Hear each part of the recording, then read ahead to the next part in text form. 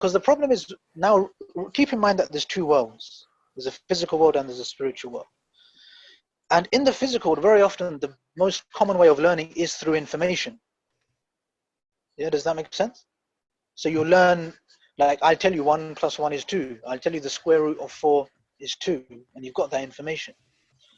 But what this slide, what I want you to appreciate from this slide, which I'll have to go back into the whole thing to open. But anyway, what I wanted you to appreciate is that there are several ways which we can actually learn something.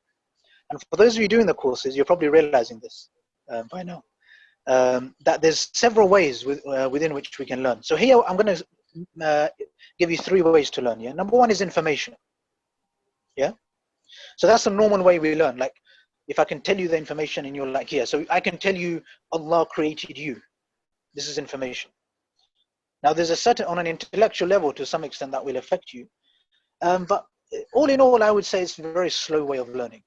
It's pretty inefficient. And then when we come into the spiritual world, especially, another way of learning is an activation. And those of you that have lessons or are doing the YouTube courses, you will be aware of what an activation, what that even means, an activation. Yeah, is when you're practicing or you're in a lesson, maybe with one of your spiritual teachers, and you will realize your soul, you will notice Allah, you will notice the word of Allah in a way that you didn't even know was possible. Is everyone following? Hello? Yes. Good. Yes, Thank you. following. Yes, hands up, please. Very good. Thank you. So practice. So there's activation, which is kind of the thing which happens when you're doing those courses on YouTube. If you're practice any of those 3 courses, and then once you have that activation, you can also just practice and just do it kind of for fun, and actually enjoy it, and just notice it. Does that kind of make sense? We're going to go more with. So today we're going to learn from information. So far we've been learning from information. We've learned some things from activation to some extent, but we'll come more to those parts in a little while.